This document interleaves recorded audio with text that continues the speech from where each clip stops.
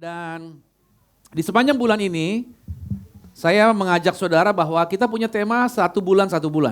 Dan di bulan ini kita berbicara mengenai pembaharuan pikiran. Bahwa pikiran kita yang diperbaharui, maka hidup kita pasti diperbaharui.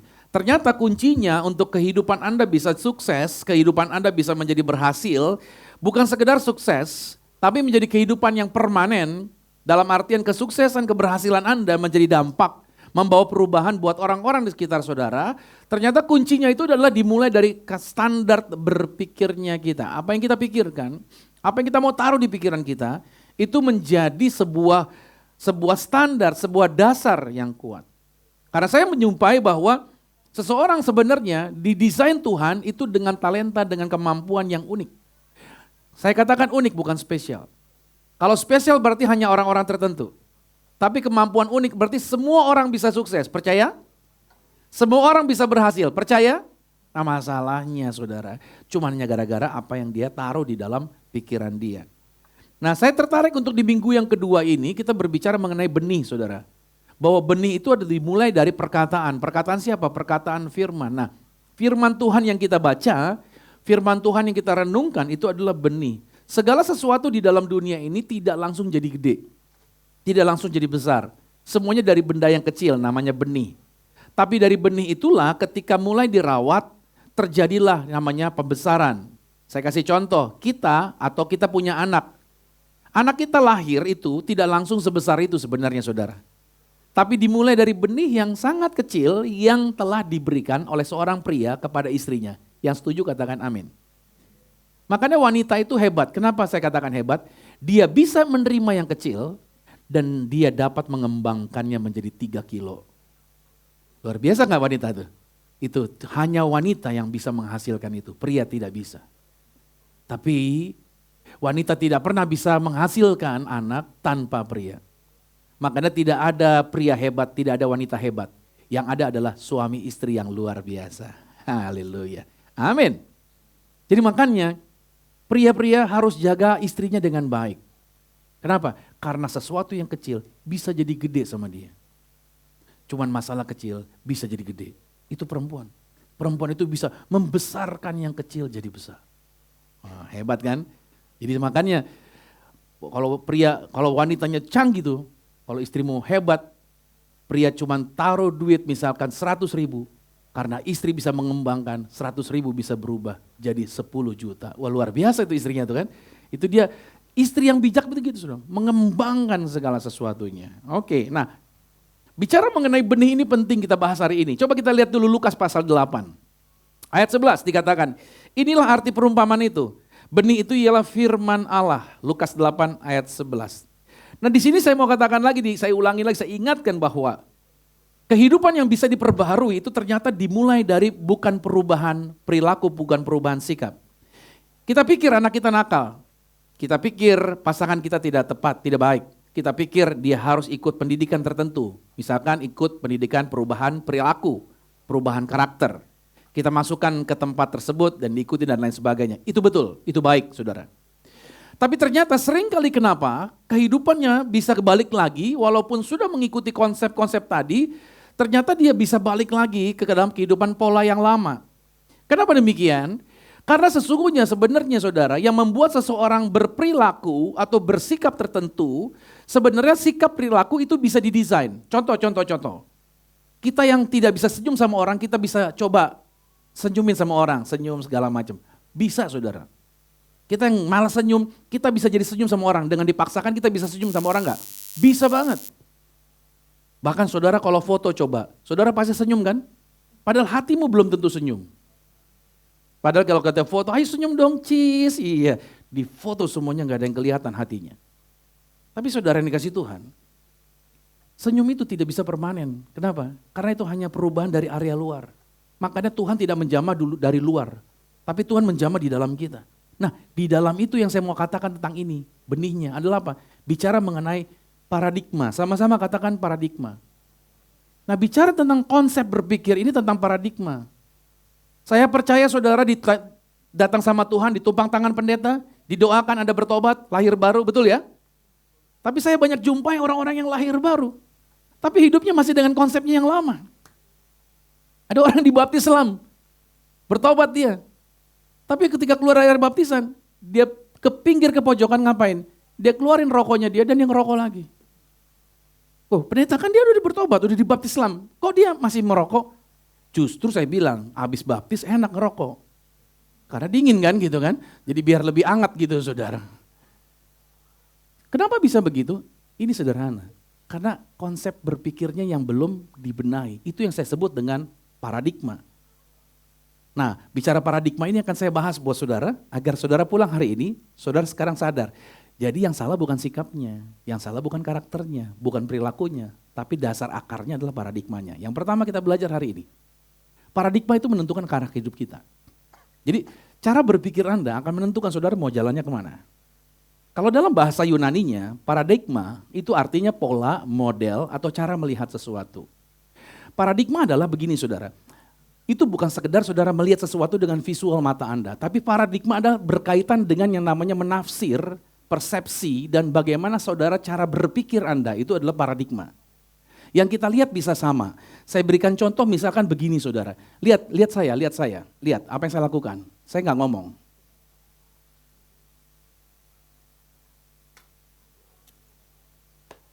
Tolong deskripsikan menurut saudara. Menurut saudara saya bikin apa di situ? Urutannya. Pantomim. Menurut Henry saya bikin apa? Ada yang bilang melamun tadi, oke. Yang saya kerjakan tadi, saya bikin apa? Juggling, ada lagi? Saya bikin apa tadi? Hah? Romi Rafael katanya. Yang saya lakukan actionnya cuma satu itu aja. Tapi kalian menafsirnya bisa banyak. Betul nggak? That's paradigma, persepsi. Anda bisa berbeda. Oke. Makanya seringkali orang tua berantem sama anaknya. Kenapa? Karena orang tuanya melihat dari persepsi orang tuanya, tapi dia tidak bisa melihat dari persepsi anaknya. Seringkali anak juga ribut sama orang tuanya karena anak hanya melihat dari persepsi anaknya, tapi dia tidak melihat dari persepsi orang tuanya. Semua orang tua pengen anaknya baik. Dia melakukan apapun. Hanya masalahnya seringkali orang tua nggak melihat dari persepsi anaknya. Anaknya bilang mama kuno, papa kuno, nggak begitu lagi caranya. Betul nggak? Makanya seringkali orang tua bilang begini sama Anda pada waktu Anda belum menikah. Sekarang Anda sudah menikah, Anda punya anak, Anda kerepotan dengan anak Anda karena orang tua Anda pernah bilang begini, nanti lu rasain kalau lu udah punya anak. Dan itu kejadian hari ini. Betul? Dulu kita juga gitu komplain sama orang tua kita. I know that. Saya pun begitu juga. Jadi paradigma itu juga bicara tentang pola, bicara tentang model. Artinya gini saudara, jadinya saudara hari ini karena ada pola yang saudara ikutin. Cara saudara berdiri, cara saudara berpakaian, berarti ada pola yang saudara ikutin. Kita ini makhluk yang mengkopi sesuatu saudara, betul? Anda mengkopi, siapa yang Anda kopi? Di rumah Anda lah. Cara papa Anda berbicara, cara mama Anda berbicara dengan orang dan lain sebagainya, itu yang Anda kopi. Kita ini adalah orang yang mengikuti model, pola, melihat sesuatu dan kita ikutin, itu yang disebut dengan paradigma. Nah, paradigma inilah yang menjadi dasarnya saudara dalam Anda bersikap, dalam Anda berperilaku. Saya ajarkan buat semua jemaat yang ada di Zion, Anda harus belajar literasi. Investasikanlah uang Anda untuk beli buku. Ada satu buku yang bagus judulnya The 7 Habits of Highly Effective People yang dikarang oleh Stephen Covey. Buku ini bagus saudara. Menurut Stephen Covey, paradigma itu adalah peta mental atau mental map di kita yang digunakan untuk menavigasi kehidupan kita. Because Covey menuliskan, the way we see the problem is the problem. Artinya, seringkali masalah kita bukan terlihat pada apa yang kita lihat, bukan ada pada persoalan di depan kita, tapi bagaimana cara kita memandangnya, itu masalahnya.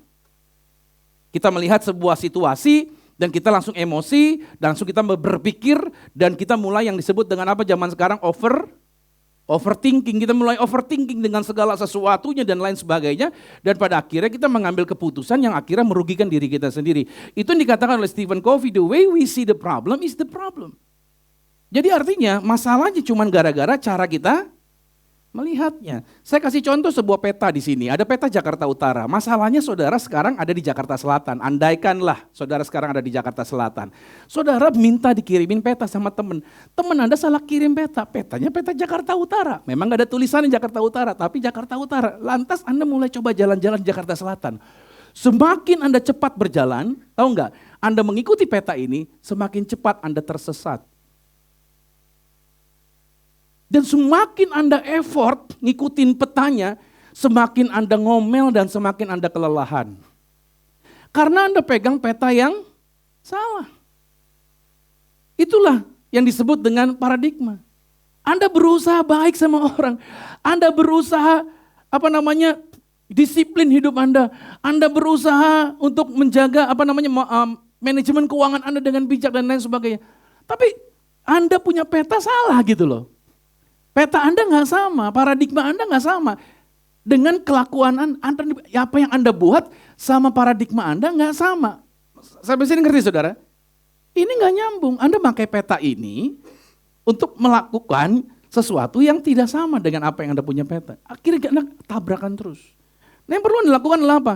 Kalau Anda sekarang pindah ke Jakarta Utara dan Anda dikasih peta ini, Anda mau jalan-jalan di Jakarta Utara, sekarang Anda tertolong karena Anda punya peta yang luar biasa. Anda bisa ikutin, misalkan Anda dari Cilincing, Anda mau ke Kelapa Gading, kan lewat ini Pegangsaan ya. Dari Cilincing bisa nembuslah ke Kelapa Gading. Oke, nah kalau saudara sudah punya peta yang benar, dan saudara mau bersikap dengan benar, masalahnya seringkali pada waktu kita mau coba baik sama orang, kita mau senyum sama orang, tapi orangnya nggak senyum sama kita. Ini juga saya gambarkan, kalau dari Cilincing saudara ke Kelapa Gading, terus ketemu macet, saudara mesti punya effort bicara ketekunan. Kalau saudara sudah punya peta yang benar, cara untuk melakukan yang benar, saudara mesti tekun, sama-sama katakan tekun. Ya, kalau ketemu macet di sini, saudara mikir lihat petanya, oh ada jalan lain, minggir lewat jalan yang berbeda. Coba mungkin lewat Semper, mungkin lewat Karyo Sudarso deh, karena Pegangsaan macet, kita ambil jalan lain. Itu bicara ketekunan. Maksud saya adalah ketika saudara sudah punya paradigmanya, peta paradigmanya, penuntunnya, saudara sudah punya standarnya. Untuk saudara bisa melakukan yang benar, saudara harus effort untuk terus-menerus ada di situ. Bilang amin dulu nih. Makanya hidup rohani juga seperti itu, punya peta pikiran. Kita tidak bisa menjadi selaras gitu loh. Kita tidak bisa selaras dengan perbuatan baik kalau kitanya tidak menyelaraskan diri kita dengan kebenaran firman Tuhan. Seringkali kita salah jalan karena kita tidak selaras dengan firman. Kita nggak selaras dengan peta. Walaupun niatannya baik. Saya sudah bilang di minggu-minggu lalu. Semua pengen berbuat baik. Tapi kalau nggak selaras dengan firman, Anda rentan dengan manipulasinya iblis. Standar berbuat baik adalah Alkitab. Bukan kata nenek kita. Oke. Ingat baik ini. Jadi yang pertama, saya stop sampai di sini. Yang pertama, paradigma menentukan arah hidup. Yang kedua, paradigma yang salah itu juga akan melahirkan pola hidup yang salah.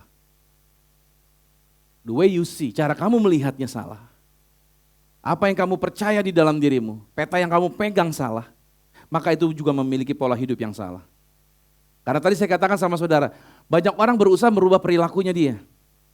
Padahal akar masalahnya bukanlah perilakunya dia. Tapi paradigmanya yang salah. Nah ini yang harus diberesin sebenarnya. Bukan perilakunya yang jutek, bukan perilakunya yang pelit, bukan perilakunya yang kasar, yang harus dibereskan sebenarnya. Tapi persoalannya adalah pada cara berpikirnya, worldview-nya dia, paradigmanya dia, cara pandangnya dia.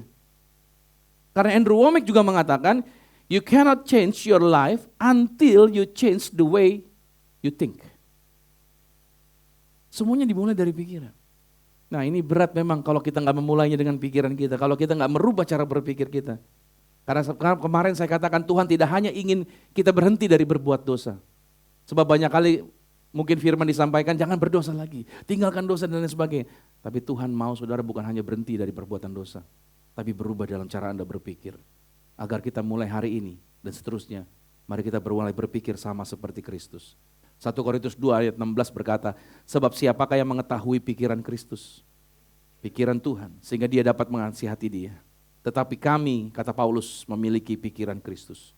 Maka dengan kata lain, kalau Anda mau berubah hidup Anda mau jadi seorang pengusaha bukan sekedar sukses, tapi kesuksesan Anda bisa membawa perubahan buat orang-orang sekitar saudara.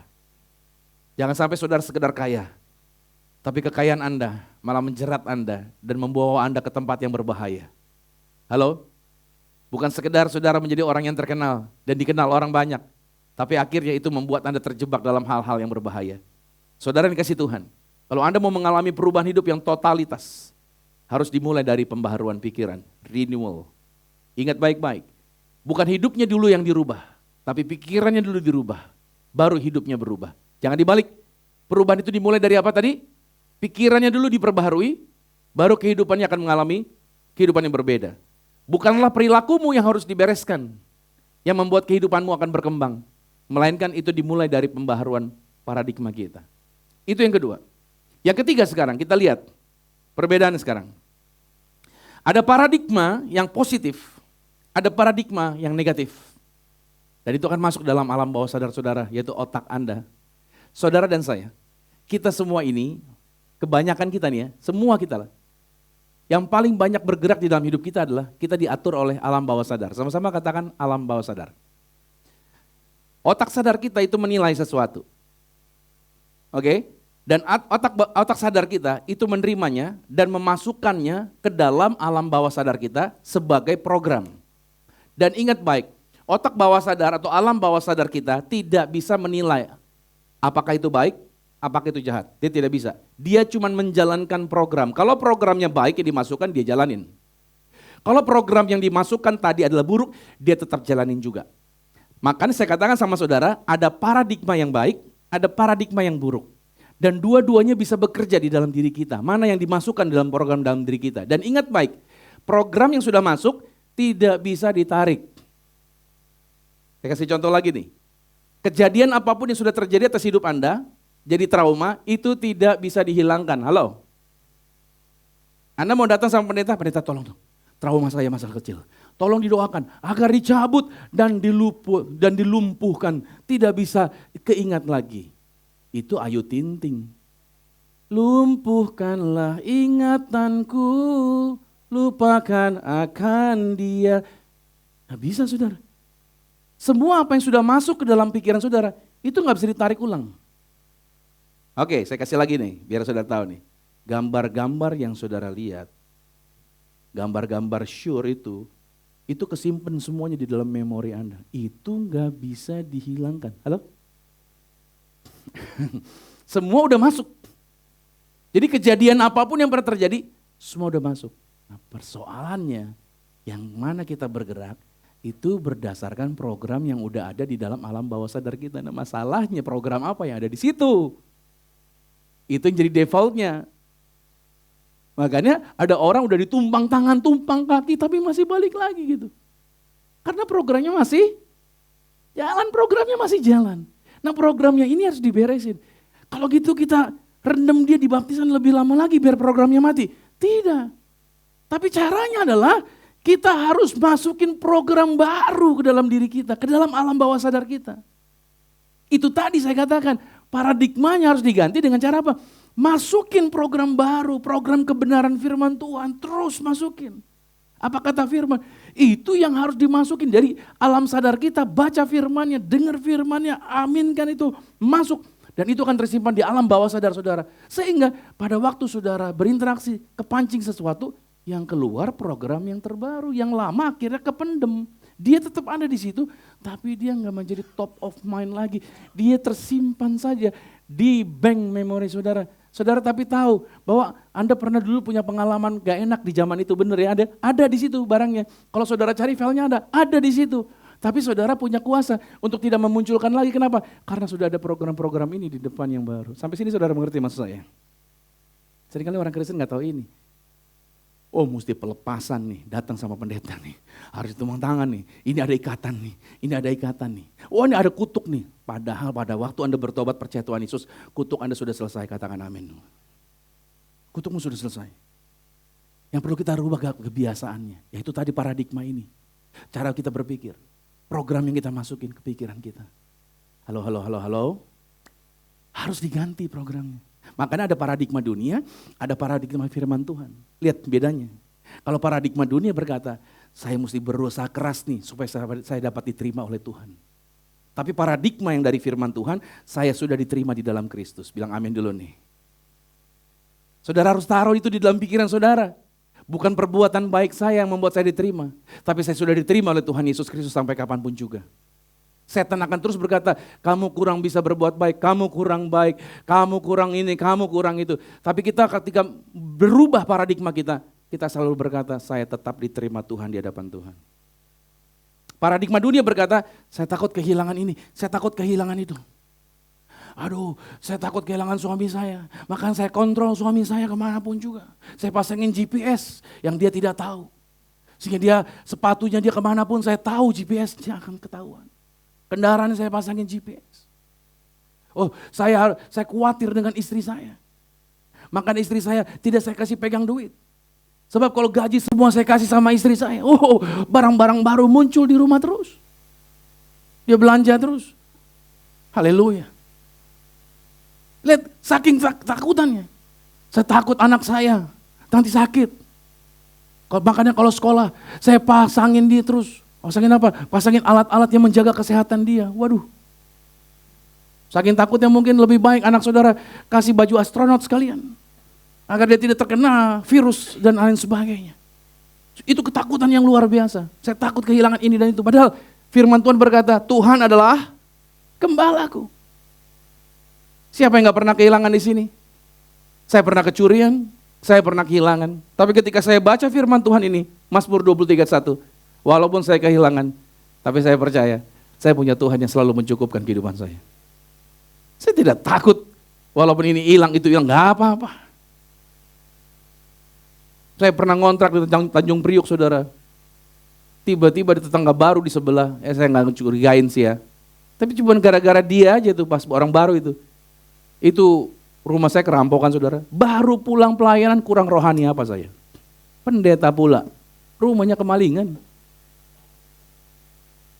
Ada kurang lebih $1.400 hilang US. Saya beliin kalung dari Israel buat istri saya, lenyap juga. Bisa masuk dari belakang dia segala macam gitu, saudara. Begitu kami masuk, udah pada hilang. Ya saya pikir tadinya mau lapor, polisi juga ya udahlah, nggak usah sebenarnya. Tapi istri bilang cobalah lapor lah. Begitu datang polisi periksa segala macam, ya cuma periksa-periksa gitu doang, saudara. Tapi memang seminggu kemudian yang sebelah pindah rumah, saudara. Kan curiganya makin mantap kan. Yang saya mau katakan sama saudara, saya kehilangan, tapi saya nggak takut kehilangan. Ya kalau saya hitung $1.400 waktu itu, dolar berapa saya lupa. Terus kalung dan lain sebagainya. Mungkin gocap tiau kali ya, 60 jutaan kali ya yang hilang. Ya udahlah, kita rela. Tapi karena saya punya prinsip firman Tuhan Mazmur 23, Tuhan adalah gembala yang mencukupi. Habis kehilangan itu, saudara, gak berapa lama, saya dapat mobil Innova yang terbaru. Perbandingannya 200 juta banding 60 juta, berkali lipat gitu, saudara. Jadi saya ketika saya pegang firman Tuhan ini, paradigma saya berdasarkan firman Tuhan, so saya nggak ngeri gitu, nggak stres gitu. Ya ngelel gitu, uang hilang, gimana gitu. Enggak, istri saya tetap rileks aja, santai aja. Ya hadiah dari suaminya hilang, ya udah nggak apa-apa lah. Tapi Tuhan gantiin yang luar biasa. Ini saya mau kasih tahu sama saudara. Paradigma dunia, kita harus ganti dengan paradigmanya firman Tuhan. Paradigma dunia berkata gini, kalau orang jahat, saya harus balas yang jahat. Gak bisa, mesti dikasih pelajaran dia, kurang ajar. Kalau didiemin seperti itu, bahasa kerennya apa? Tuman. Gak tahu tuman bahasa apa ya, saya juga gak ngerti ya, kok ada bahasa itu. Saya cari di KBBI gak ketemu tuh, saudara. Oh bahasa Jerman ya, saudara ya. Kalau orang Surabaya bilang, eman-eman pak. Gitu. Jadi firman Tuhan bilang ampunilah musuh. Ini saya katakan sama saudara, paradigmanya harus diganti. Maaf nih, saudara tetap berusaha baik sama orang. Tapi kalau saudara tidak ganti paradigmamu dengan Matius 5 ayat 44, setiap kali saudara berada dalam situasi, saudara hari ini bisa maafin orang. Tapi tidak berikutnya lagi, ketika saudara sedang tidak nyaman, saudara akan balas. Percaya sama saya. Dasarnya ini dulu, ampuni musuhmu. Firman Tuhan harus dipegang. Satu lagi saudara, paradigma dunia. Lihat balik-baik. Saya hidup dari keadaan. Kalau keadaan baik, saya baik. Kalau keadaan buruk, saya buruk. Kalau semuanya aman-amannya, saya aman. Tapi paradigmanya firman Tuhan, saya hidup oleh iman. Kenyataannya boleh tidak baik, tapi iman saya berkata, iman yang aku pegang padamu Tuhan yang setia. Saya punya Tuhan yang setia, yang pasti menjagai saya, yang tidak pernah meninggalkan saya. Jadi paradigma dunia ini berakar pada ketakutan. Paradigma dunia ini berakar pada kinerja. Sedangkan paradigma kerajaan itu berdasar kepada iman dan kasih karunia Tuhan. Itu yang membuat Anda berbeda. Makanya paradigma ini saudara penting sekali. Itu harus dirubah. Halo. Saya sulit berinteraksi dengan orang. Tapi kita paradigma saya berubah. Saya ketemu dengan orang semuanya aman-aman aja. Saya bisa mengalah sama orang. Tadinya saya nggak bisa. Saya mencurigai orang yang tidak sepaham dengan saya. Karena world view saya, cara saya melihat dengan kacamata saya. Tapi saya tidak berusaha melihat dengan kacamatanya dia. Ketika saya berusaha melihat segala sesuatu dengan kacamata saya, bentrok terus dengan orang. Kenapa? Ketika ada orang lain berbeda, ini yang terjadi nih. Pada waktu saya berkata pendapat saya A, dan yang lain, ada orang lain yang tidak setuju dan mereka berkata pendapat dia B dengan situasi yang sama yang sedang kita bicarakan, menurut saya itu A, tapi menurut mereka itu B. Dan menurut saya yang masalah tuh kalian berarti. Karena kalian gak bisa melihat dengan benar. Padahal itu semuanya bisa terjadi walaupun yang kita lihat sama bentuknya, tapi situasinya bisa berbeda. Makanya sebuah grup yang sukses ketika dia sendirian, dia punya pemandangan caranya dia sendiri. Tapi ketika dia punya 10 orang brainstorming, mereka sama-sama kasih masukan, itu satu hal yang dihadapi bisa 10 ide yang berbeda. Betul gak saudara? Murid-murid Yesus sama semua, Matius, Markus, Lukas, Yohanes. Makanya Injil sinoptik itu ada 3, Matius, Markus, Lukas. Satu area yang mereka lihat, tapi Matius nulisnya berbeda, Markus nulisnya berbeda, Lukas nulisnya berbeda. Saya kasih contoh sama saudara. Tolong saudara deskripsikan, apa yang saya lakukan?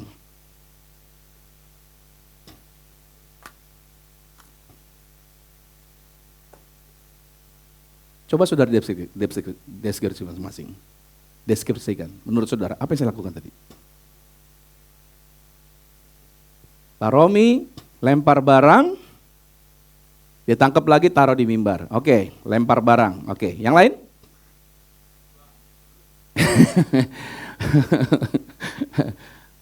Ayo, coba tolong bantu saya. Hah?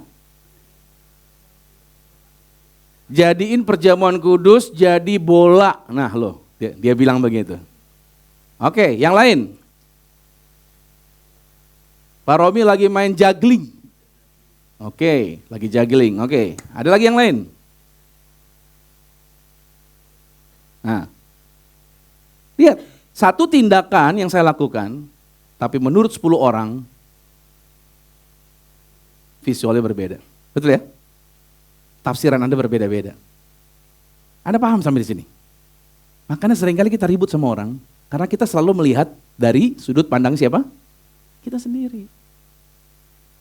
Makanya suami istri seringkali ribut. Istrinya melihat dengan kacamatanya, suaminya melihat dengan kacamatanya. Dua-duanya benar sebenarnya, tapi mereka cara menginformasikannya yang keliru. Dan mereka menuntut bahwa yang benar ini. Padahal kalau dua-duanya digabung, mereka punya pandangan yang luas. Oh, kalau kamu lihat begini sayang ya, kalau aku lihat begini sayang. Nah gitu loh. Jadi pandangan kalian jadi luas. Oh iya ternyata bisa begini ya, ternyata bisa begitu ya. Saya mau kasih tesnya tapi nanti deh, di sesi kedua saya kasih tes sama saudara. Tesnya ini akan membuat saudara bisa melihat bahwa pengalaman yang Anda alami dalam hidup Anda menentukan cara pandang Anda. Saya ulangin ya, pengalaman yang Anda alami itu akan menentukan cara Anda menilai sesuatu. Tadi kan sudah saya kasih tahu kan, Anda mengalami pengalaman melihat Pak Romi lagi lempar perjamuan gitu kan. Dia lihat ayatnya sebentar, terus dia taruh lagi. Lihat pengalaman, itu pengalaman yang terjadi, itu pengalaman yang terjadi. Itu membuat Anda bisa menilai berdasarkan pengalaman yang Anda alami, betul ya? Jadi semua orang punya pengalaman dalam hidupnya. Pengalaman-pengalaman hidupnya orang itu akan menentukan cara dia menilai sesuatu. Cara saudara berpakaian hari ini itu adalah pengalaman yang Anda alami. Cara Anda berdiri, cara Anda berbicara, bahkan cara Anda menyisir rambut pun itu, saudara. Itu juga tergantung pengalaman yang Anda alami. Nah, baik, jadi ini saudara bisa lihat perbedaan di sini. Kalau paradigma dunia begini, paradigma kerajaan Tuhan begini. Anda harus mengalami sebuah worldview, cara pandang yang harus berubah. Ingat baik, bukan karakter yang diberesin, bukan perilakumu yang diberesin, bukan sikapmu yang diberesin. Tapi apa? Paradigmanya yang harus diberesin. Karena paradigmanya itu adalah dasarnya. Oke, kita maju sekarang yang keempat. Menanam dan menjaga benihnya. Bagaimana kita menanamnya? Ya kan? Menjaga benihnya. Untuk membangun paradigma ilahi, maka kita perlu menabur, saudara. Dan menjagai benih firman Tuhan setiap hari. Nah, langkah praktisnya saya kasih sama saudara. Yang perlu saudara lakukan agar saudara bisa berubah paradigma Anda. Baca firman setiap hari, bilang amin. Bukan sekedar tahu, tapi untuk diperbaharui. Gak bisa dari orang lain, saudara. Di sana banyak kata-kata, banyak informasi di luar sana. Standar kita, benihnya adalah ini, firman Tuhan. Baca tiap hari, baca tiap hari, baca tiap hari. Yang kedua, saudara, renungin dan ucapkan firman Tuhan. Ingat, firman Tuhan bukan cuman diucapkan sebenarnya, tapi saudara harusnya percaya di dalam diri saudara. Minggu lalu saya sudah bilang, bahwa saudara perlu membuang masa lalu saudara. Dalam artian apa? Anda harus terima gini, itu sudah terjadi di masa lalu Anda, trauma Anda. Anda gak bisa apa-apain. Terus apa yang Anda lakukan? Anda harus berkata begini, dalam nama Yesus, aku lepasin, aku ampunin masa laluku. Trauma itu. Lalu ambil firman-Nya yang untuk mengcounter masa lalu Anda. Dulu Anda diintimidasi, Anda gampang ketakutan. Sehingga Anda selalu ketakutan, mudah cemas. Anda harus ambil masa lalu Anda dan bilang, itu sudah terjadi, aku lepaskan ketakutan. Saudara ambil firman Tuhan berkata, Tuhan tidak pernah memberikan roh ketakutan, tapi Tuhan memberikan roh yang membangkitkan kekuatan untuk mengcounter masa lalu saudara. Saudara jangan pernah bilang, saya udah didoain sama pendeta berkali-kali. Kayaknya pendetanya kurang sakti. Mungkin pendeta Romi yang lebih sakti. Tolong doakan saya Pak Pendeta. Mau 1000 pendeta doain Anda. Tapi kalau nggak tahu jalannya, Anda bisa error terus. Saya sudah ulangin tadi. Yesus tidak hanya membebaskan Anda dari dosa, tapi Yesus mau membebaskan Anda dari cara berpikir Anda yang salah. Itu sebabnya Dia utus saya hari ini untuk menyampaikan firman Tuhan ini bagi hidup Anda. Amin. Agar cara berpikir Anda berubah. Makanya yang ketiga, hapus pikiran yang lama. Itu tadi, tolak setiap ide yang bertentangan dengan kebenaran firman. Saudara harus memiliki pikiran Kristus. Hapus pikiran lama, tinggalin. Dan yang keempat, saudara, bergaul dengan orang yang berparadigma ilahi. Karena pergaulan yang buruk merusak kebiasaan yang saudara harus tentukan. Dengan siapa saudara bergaul? Kenapa sih? Karena setiap kali saudara bergaul, kan dia ngobrol tuh. Nah, omongan yang disampaikan itulah yang bisa masuk menjadi program baru lagi di dalam diri kita. Nah, saudara harus berkumpul dengan orang yang berparadigma ilahi. Maksud saya adalah bergaul, tukar pikiran. Tapi bertemannya dengan siapa aja punya teman, gak masalah punya teman. Tapi kalau bergaul ini yang penting, kita harus menetapkan duduk bareng. 1 Korintus 15 ayat 33. Nah, ketika paradigma saudara diperbaharui, maka ini yang terjadi buat hidup Anda. Lihat hasilnya. Ketika paradigmamu dirubah oleh firman Tuhan dan terus menerus hidup di dalamnya, maka saudara akan menghasilkan buah. Ini buahnya, ada damai sejahtera yang konsisten. Sama-sama katakan konsisten. Bukan cuma harian, bukan cuma mingguan, bukan cuma di akhir bulan damai sejahteranya. Tapi konsisten, bukan hanya karena keadaannya baik-baik saja. Tapi keadaan apapun juga saudara tetap baik-baik saja dan saudara tetap damai sejahtera. Pikiran yang baru akan membuat Anda melihat hidup Anda yang berbeda dari perspektifnya Tuhan sekarang. Anda melihat cara Anda melihat hidup Anda dari perspektif Tuhan. Mungkin waktu kecil engkau pernah dalam tanda petik dianiaya oleh orang tua Anda. Orang tua Anda kasar dengan verbalnya, dengan sikap tindakannya.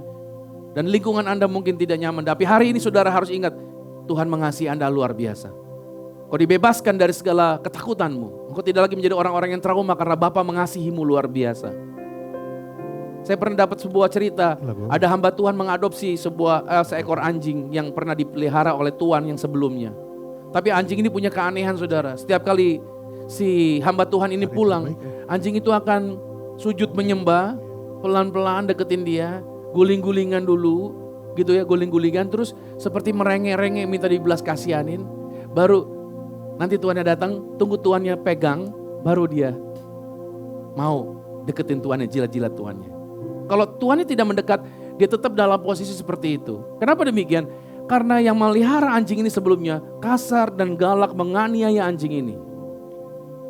Jadi anjing ini ketakutan, dia harus punya sikap yang nurut dulu, kelihatan baik dulu agar bisa disayangin sama tuannya. Padahal si hamba Tuhan yang mengadopsi anjing ini pengennya ketika dia pulang, anjingnya lari saja, tomplok dia, jilat dia dan lain sebagainya. Saya punya anjing, kalau setiap kali pulang, langsung saudara kejar istri saya, karena dia paling dekat sama istri saya.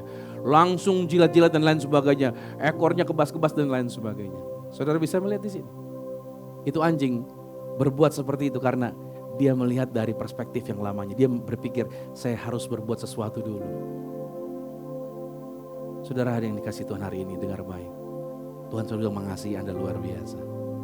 Anda harus dibebaskan dari hidup Anda yang lama, cara berpikir Anda yang lama. Anda penuh dengan damai, sejahtera, sukacita. Saya banyak mengutip dari tulisan Andrew Womack. Peace comes from the right mindset, not perfect circumstance. Jadi saudara harus pahami baik-baik. Tuhan mengasihi Anda bukan karena situasinya baik-baik saja. Apapun situasi, Tuhan ada bersama dengan Anda. Hasilnya yang kedua, hidup Anda akan lebih efektif, saudara. Lihat baik. Bukan sekedar sukses, tapi efektif. Sama-sama katakan efektif. Hidupmu bermanfaat. Dan kau akan punya fokus yang lebih baik lagi. Paradigma yang benar itu akan melahirkan tindakan-tindakan Anda tepat sasaran. Waktu Anda nolong orang tepat. Waktu Anda menjawab orang tepat jawabannya. John Maxwell berkata, change is inevitable, growth is optional. Artinya, semua orang pasti mengalami perubahan dalam hidupnya. Tapi hanya mereka yang memperbaharui pikirannya dengan firman, yang akan bertumbuh dengan menjadi efektif. Kalau Anda rubah dirimu dengan firman Tuhan, paradigmamu berubah, hidupmu akan menjadi efektif. Keuanganmu efektif, amin dulu nih. Cara kamu mengelola belanjaanmu jadi efektif. Cara kamu memilih makanan menjadi efektif. Cara kamu berteman jadi efektif. Dan lain sebagainya. Yang ketiga, hasilnya, keyakinanmu dan otoritas rohani itu akan terjadi bagi hidupmu. Ini yang terjadi. Pikiran yang diperbaharui itu akan menghasilkan iman yang berani dan doa yang efektif. Saudara, kalau mindsetmu diganti dengan firman Tuhan, saudara, di saat ekonomi lagi susah, saudara bisa berkata, tenang, kita punya Tuhan yang luar biasa. Kan luar biasa, saudara. Itu dimulai dari apa tadi? Mindsetmu, paradigmamu yang dirubah. Pikiran diperbaharui menghasilkan iman yang berani. Anda berani berdoa bukan karena Anda dari Surabaya, Bondo, nekat, bukan. Tapi karena Anda dirubahkan cara berpikir Anda. Makanya kata salah satu influencer, kalau suka ngelawak berdiri di depan itu namanya apa? Stand up comedy yang dari NTT, dia bilang, saya nggak tahu, lupa namanya. Kita ini orang NTT, kita ini orang-orang yang kulit hitam ini punya beban banyak katanya. Kenapa dia bilang punya beban banyak? Karena kalau kita yang hitam-hitam ini pasti taruh di depan. Karena kita dibilang paling berani, jadi beban kita lebih banyak katanya. Makanya kita yang harus ditaruh di depan dulu. Jadi kita nih semua nih beban berat. Kalau main bola taruh yang hitam-hitam ini, pasti menang nih karena bebannya ada dia gitu. Jadi saudara bisa melihat di sini bahwa keberanian itu bukan karena faktor lahiriah, tapi karena mindset kita yang telah dirubah. Yang keempat hasilnya, relasi Anda dan karakter Anda diperbaharui. Ketika mindset Anda berubah, maka cara Anda melihat orang lain berubah. Halo, Anda bisa melihat orang lain dengan kasih. Anda bisa melihat orang lain dengan pancaran buah roh. Dalam Galatia 5:22-23, Anda akan terlihat buahnya. Orang akan bisa merasakan buahnya. Paradigma Anda berubah. Anda bisa memaafkan orang. Anda bisa mengampuni orang. Saya closing, saudara. Perubahan perilaku tanpa perubahan paradigma, ingat baik, itu hanya akan membuat Anda lelah. Anda jadi munafik kalau pikiran nggak dirubah. Bisa tampil baik. Bisa ambil mic. Saya nonton sebuah film saudara. Saya lupa judulnya apa, film bule. Dia di penjara, seorang jenderal tapi masuk penjara. Di penjara dia merubah mindset orang-orang yang ada di sana. Dia merubah konsep yang ada di sana. Satu hal teman-teman yang bilang, kalau kamu main kartu, akhirnya kartu kamu ketahuan dan lain sebagainya. Tapi satu hal yang saya mention, dia bilang begini, saya tidak main kartu, tapi saya main catur. Maksudnya bagaimana? Main catur adalah begini, semakin lama kamu bergaul dengan orang, semakin tahu pola pikir orang itu seperti apa. Maksudnya adalah, mau diajarkan sama kita, buat kita adalah, ketika kita mindset kita dibereskan, maka kita akan menghasilkan sikap kita yang berbeda. Tapi kalau mindset kita tidak dibereskan, saya ketemu dengan orang, ketemu dengan saya, pastor luar biasa, senyum terus saudara, senyum terus. Tapi berjalan waktu, bulan demi bulan, panjang tahun gitu saudara, sikapnya dia, ternyata akhirnya apa? Karena dia belum berubah mindsetnya, akhirnya balik lagi ke defaultnya. Dia akan ketahuan, semakin lama kita bergaul dengan orang, saya makin bisa melihat aslinya orang ini seperti apa. Makanya saya katakan sama saudara, yang perlu dibereskan bukanlah cara kita bersikap, tapi yang perlu dibereskan adalah paradigmanya, standar firman Tuhan. Makanya perubahan perilaku yang lahir dari firman itu akan menghasilkan kehidupan yang berbuah. Firman Tuhan bukan hanya mengubah apa yang kita lakukan saudara, tapi bagaimana kita bisa melihat sesuatu. Bukan berarti Anda buta, bukan ya. Cara lihat kita yang harus berubah. Dan cara lihat kita akan menentukan arah kehidupan kita. So, saya simpulkan ini simpulannya. Saudara boleh foto, paradigma menentukan arah hidup. Paradigma yang salah sama dengan hasil yang salah, walaupun niatmu baik. Firman Tuhan itu adalah benih yang menumbuhkan paradigma ilahi, yang kita kejar adalah paradigma ilahi. Dan hidup efektif itu dimulai dari pikiran yang diperbaharui oleh kebenaran firman. Saya berdoa buat saudara, apapun pengalaman masa lalu Anda, hari ini saudara ingat baik. Balikin pikiran Anda kepada kebenaran firman Tuhan. Rubahnya dari sini dulu. Ketika pikiranmu dibenahi, semuanya aman.